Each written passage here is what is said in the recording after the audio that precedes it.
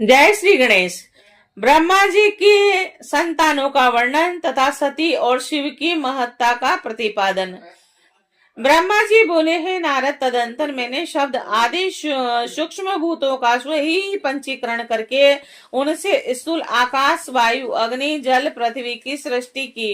पर्वतों, समुद्रों, वृक्षों और कला से लेकर युग प्रयत्न कालों की रचना की और मुने उत्पत्ति और विनाश वाले और भी बहुत से पदार्थों का मैंने निर्माण किया, परंतु इससे मुझे असंतोष नहीं हुआ।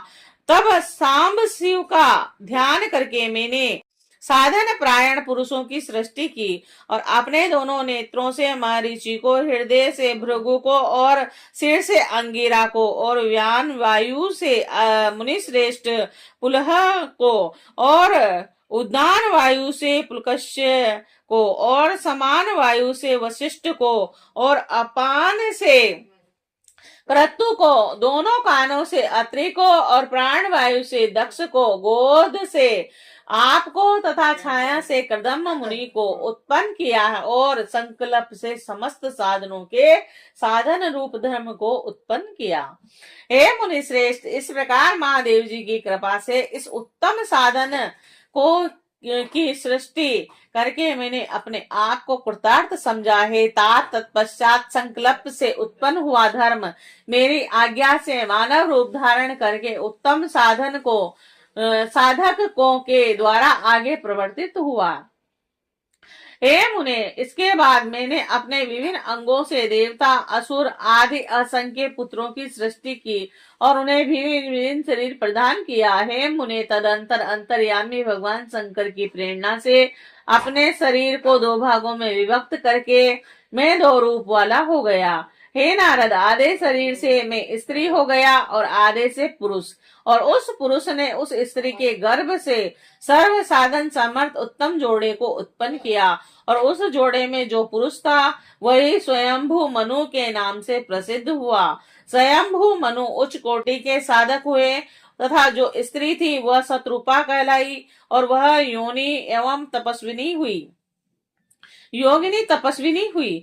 हे तात मुने, वैवाहिक विधि से अत्यंत सुंदरी शत्रुपा पाणी ग्रहण किया और उससे वे मैथुन जनित सृष्टि उत्पन्न करने लगे।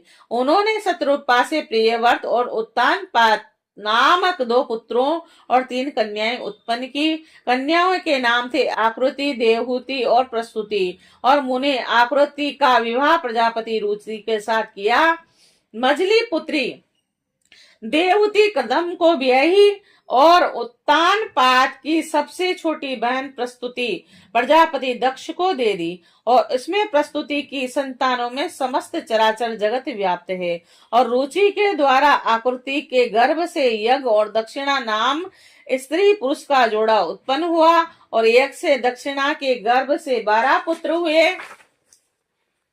हे मुने, कर्दम द्वारा देवहूति के गर्भ से बहुत सी पुत्रियां उत्पन्न हुई। दक्ष से 24 कन्याएं हुई और दक्ष ने उनमें से श्रद्धा आदि 13 कन्याओं का विवाह धर्म के साथ कर दिया। हे मुनीश्वर, धर्म की उन पत्नियों के नाम सुनिए। श्रद्धा, लक्ष्मी, धृति, तृष्टि, पुष्टि, मेधा, क्रिया, बुद्धि, लज्जा, वसु, शांति, सिद्धि और कीर्ति, यह सब 13 हैं। और इनसे छोटी शेष 11 सुंदर नेत्रों वाली कन्याएं ख्याति, सतपथा, संभूति, स्मृति, प्रीति, क्षमा, संति, अनसुईया, ऊर्जा, स्वधा और भृगु भव, मरीचि मुनि, अंगिरा, पुलकश्य, पुलह, मुनिश्रेष्ठ, क्रतु, अत्रि, वरिष्ठ वही और पितरों ने कर्म से इन ख्याति आदि कन्याओं का पाणी ग्रहण किया और भृगु आदि मुनि श्रेष्ठ साधक हैं और इनके संतानों से समस्त त्रिलोक के भरा हुआ है। इस प्रकार अंबिकापति महादेव जी की आज्ञा से प्राणियों के अपने पूर्व कर्मों के अनुसार असंख्य श्रेष्ठ द्विज उत्पन्न हुए। कल्प भेद के दक्ष की 8 कन्याएं बताई गई है। दक्ष ने उनमें से 10 कन्याएं धर्म को और 27 कन्याएं चंद्रमा को और 13 कन्याएं कश्यप को विधि पूर्वक प्रदान कर दी। हे नारद, उन्होंने 4 कन्याओं का विवाह श्रेष्ठ रूप वाले ताक्षय के साथ कर दिया और उन्होंने भृगु, अंगिरा और कुशाशव को 2-2 कन्याएं अर्पित की और उन स्त्रियों तथा पुरुषों से बोस्त सी चराचर सृष्टि हुई।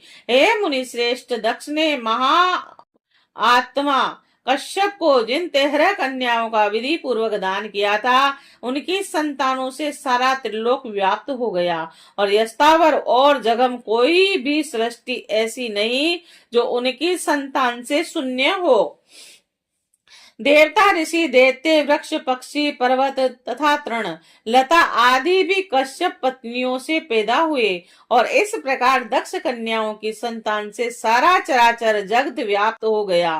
पाताल से लेकर सत्य लोक पर्यटन समस्त ब्रह्मांड निश्चय ही उनकी संतानों से सदा हरा भरा रहता है और कभी रिक्त नहीं होता। इस प्रकार भगवान शंकर की आज्ञा से ब्रह्मा जी ने भली भांति सृष्टि की।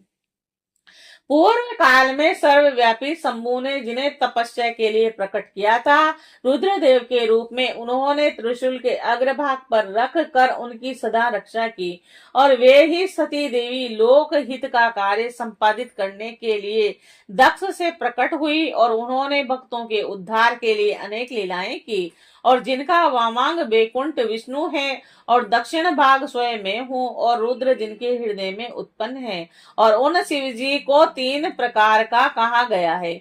मैं ब्रह्मा, विष्णु, रुद्र तीनों गुणों से युक्त कहे गए हैं, किंतु पर ब्रह्म अवयव शिव सदा निर्गुण ही रहते हैं। विष्णु सदगुण और मैं रजोगुण और रुद्र तमोगुण वाले कहे गए हैं। लोकाचार में ऐसा व्यवहार नाम के कारण किया जाता है, किंतु वस्तु तत्व इसमें सर्वथा भिन्न है। विष्णु अंतकरण से तमोगुण और बाहरा से सत्वगुण से युक्त माने गए हैं। रुद्र अंतकरण से सत्वगुण और बाहरा से तमोगुण वाले हैं और है मुने में सर्वथा रजोगुण वाला ही हूँ। ऐसे ही सुरा देवी रजोगुणी है और सती देवी सत्व स्वरूपा है और लक्ष्मी तमोमयी है और इस प्रकार पराम्बा को भी 3 रूपों वाला जानना चाहिए। इस प्रकार देवी शिवा ही सती होकर भगवान शंकर से व्याई गई, किंतु पिता के यज्ञ में पति के अपमान के कारण उन्होंने अपने शरीर का त्याग कर दिया और फिर उसे ग्रहण नहीं किया और वे अपने परम पद को प्राप्त हो गई। तत्पश्चात देवताओं की प्रार्थना से वे ही शिवा पार्वती रूप से प्रकट हुई और बड़ी भारी तपस्या करके उन्होंने पुनः भगवान शिव को प्राप्त कर लिया।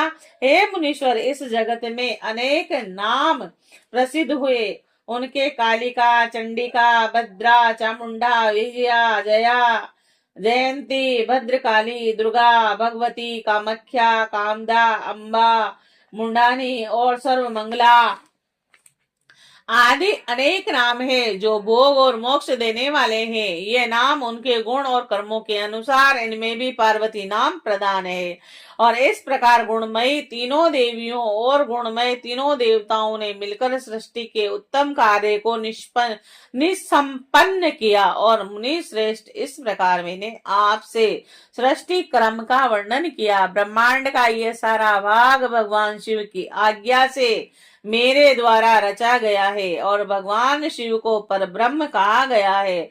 मैं विष्णु और रुद्र ये तीनों देवता गुण भेद से उन्हीं के रूप हैं और निर्गुण तथा सगुण रूप वाले वे स्वतंत्र परमात्मा मनोरम शिव लोक में शिवा के साथ स्वच्छंद विहार करते हैं। उनके पूर्ण अवतार रुद्र ही साक्षात शिव कहे गए हैं।